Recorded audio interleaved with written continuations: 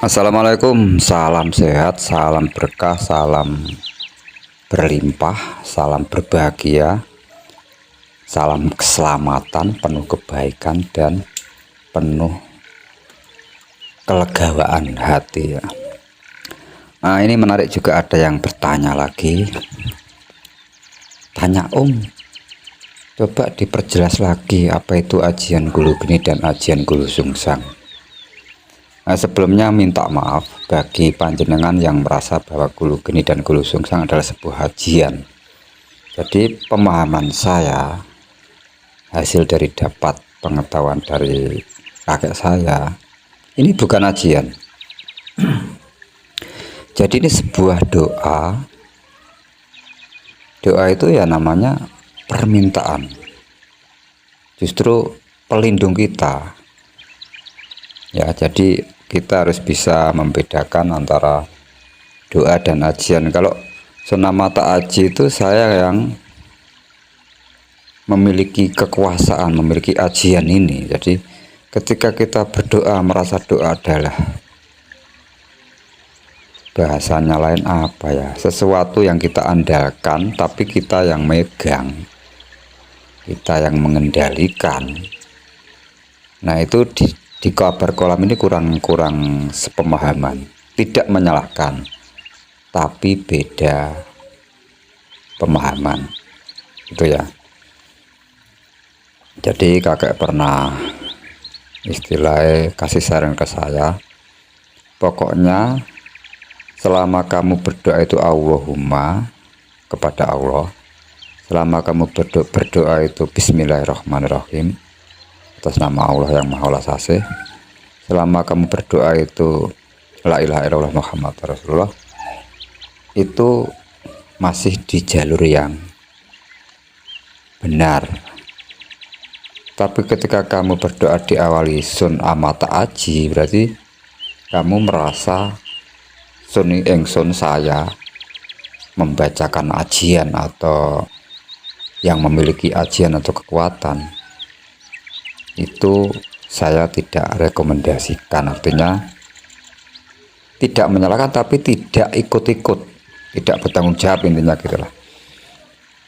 Dari bahasa ini akhirnya terus saya gali dan ada perbedaan. Kebanyakan dari kita, kalau kita sudah memiliki doa taruhlah Gulu Geni Gulu Sungsang, merasa kita memiliki kekuatan atau ajian itu, akhirnya tanpa sadar kita bersandar ke atau merasa lebih kuasa dibanding doanya. Padahal doa sendiri itu ayat Allah. Nabi pernah dawuh, ucapan adalah doa, sementara doa itu berenergi. Jadi setiap ucapan itu punya kekuatan, punya energi, punya nyawa. Doa adalah ucapan Tuhan, berarti bukan hanya berenergi, maha berenergi. Jadi kalau pendapat saya, ketika saya berdoa Gulu Geni atau berdoa Gulu Sungsang, itu tidak menunggu saya harus suci dulu, saya harus bersih dulu dan lain-lain, enggak. Justru karena saya baca Gulu Geni, baca Gulu Sungsang lah, karena itu adalah kata-kata Allah atau firman Allah atau dawuh Allah, berarti doa Gulu Geni dan doa Gulu Sungsang itu maha berenergi, bisa melindungi saya. Jadi bukan dibalik. Kalau kita merasa ini ajian, kita memiliki dan mengendalikan ajian tersebut ya. Jadi seperti alat pada umumnya, taruhlah apa ya contohnya, misalkan ketergantungan kita dengan senjata untuk menyelamatkan diri, atau ya dengan senjata bolehlah. Maka ketika kita lupa tidak bawa senjata, akhirnya kita was-was ya enggak? Atau lebih mudah dipahami, senjata orang sekarang duit ya. Coba kalau kemana-mana nggak megang duit, ada perasaan nggak nyaman, bahkan nggak berani kemana-mana, karena seolah-olah semua butuh yang bernama duit. Jadi duit jadi semacam tanda kutip Tuhan kita, ya enggak? Atau enggak bawa HP ya.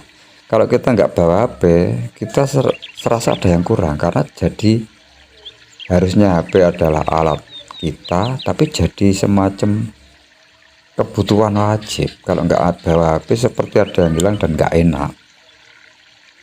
Nah, ini bedanya doa dengan ajian tadi.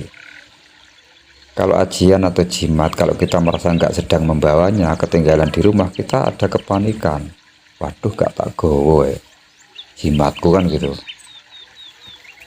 Tapi kalau kita merasa doa itu adalah ayat Allah yang kemana-mana bisa melindungi diri kita, itu beda rasanya. Kita sudah tidak ada kepanikan.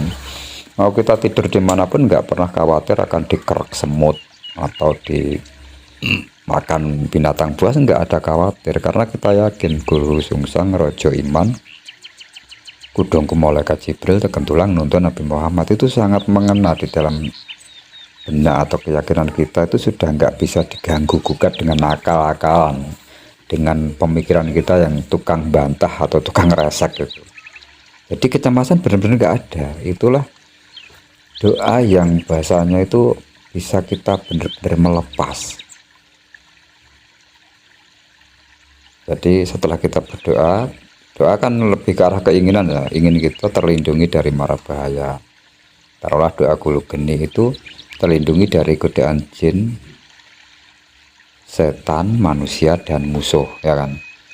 Berarti ketika kita sudah membaca doa itu, kita sudah sangat full, powerful, yakin, seyakin-yakinnya 1000% bahwa kalau kita sudah baca itu atas izin Allah, semua akan baik-baik saja. Jadi kita tidak ada was-was, takut macam-macam, tidak ada lagi.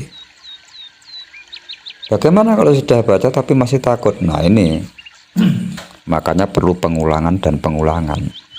Seperti kalau kita mandi itu kan setiap hari bisa 3 kali sampai 2 kali 3 kali ya, tapi kan nanti gerah lagi ya kan? Terus ada daki lagi, mandi lagi, bersihkan lagi, begitu. Makanya sholat pun 5 waktu itu untuk menyempurnakan alif lam mim kita, nafsu kita, sifat alif, sifat lam, sifat mim yang ada di dalam diri kita, yang pernah saya bahas ya. Nanti mungkin bisa kita bahas ulang apa itu alif lam mim, apa itu doa-doa, hubungannya dengan alif lam mim, dengan pelepasan, dengan macam-macam. Kita mungkin nanti bisa bahas ke sana, tapi intinya gitu. Yang merasa bahwa Gulu Geni, Gulu Sungsang, Durga Balik, doa Sulaiman dan lain-lain adalah ajian, mohon maaf, khusus di channel Kabar Kolam tidak sependapat. Meskipun tidak menyalahkan ya, karena iman tidak bisa dipaksa. Karena kalau kita merasa bahwa Bismillahirrahmanirrahim Gulu Geni itu kan jelas dari Allah, aku mah murah welas asih geni. Bismillahirrahmanirrahim Qul huwallahu ahad, aku mau welas asih dan akulah yang maha satu, Tuhannya Tuhan aku. Terus kita merasa itu adalah ajian kita. Loh, kan lucu. Bukankah itu adalah Tuhan kita? Justru kita akan bersandar lepas, bersandar lillahi ta'ala kepada Allah. Jadi bedanya gini, ketika orang yang memahami Gulu Geni, Gulu Sungsang adalah doa, setelah dia baca dia tidak takut. Intinya kalau taruhlah kita masuk mobil gitu ya, perjalanan, terus biasanya kita takut hujan, karena sudah merasa di dalam mobil, kita berani aja tidur, terus pasrah pada sopirnya kan. Jadi kita tenang, tidak takut kehujanan. Sama juga orang yang membaca Gulu Geni, doa Gulu Sungsang itu senyaman itu. Jadi sudah tidak pernah ketakutan kepada hal-hal yang sifatnya gangguan, taruhlah santet, sihir, teluh tenung, hipnotis, penipuan dan macam-macam, itu enggak takut lagi.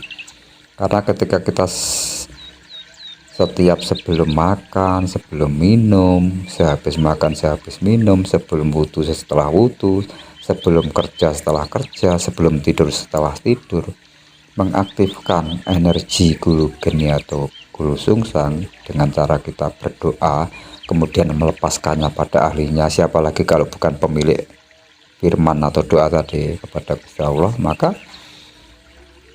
makna Allahu Akbar kabira walhamdulillahi katsira wa subhanallahi bukrata wa asilah dan seterusnya itu benar-benar mewujud, menyatu dalam diri. Inna sholati wa nusuki wa mahyaya wa mamati lillahi rabbil alamin itu benar-benar kita cake atau kita terapkan di dalam setiap doa-doa kita. Doa apapun itu, mau Al-Ikhlas, Al-Falaq, Anas, termasuk doa-doa yang berbau bahasa-bahasa Jawa, Guru Geni, Guru Sungsang, atau bahasa-bahasa Kusibiang, itu bahasa mana? Kalimantan apa Sumatera itu.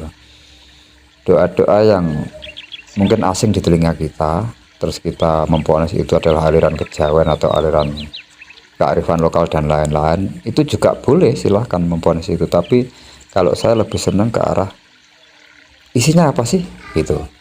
Jadi kalau memang isinya itu selama Allahumma, menurut kakek saya, selama minta kita kepada Gusti Allah, mau pakai bahasa Jepang, bahasa Jawa, bahasa Sunda, bahasa Madura, bahasa apapun halal.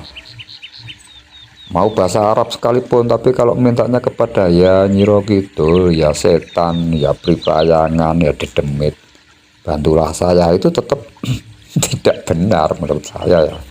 Tapi kalaupun di antara panjenengan ada yang suka minta kepada setan, ya tidak apa-apa, itu pilihan. Tapi di sini sekali lagi, kalaupun ada yang mengajarkan Guru Geni, Guru Sungsang adalah sebuah ajian, itu hak mereka yang mau menerangkan. Tapi namanya ajian itu adalah senjata yang derajatnya di bawah kita, karena kita yang mengendalikannya. Ini poinnya. Kalau doa, justru kita itu berserah diri kepada pemiliknya. Siapa pemilik doa? Ya Gusti Allah.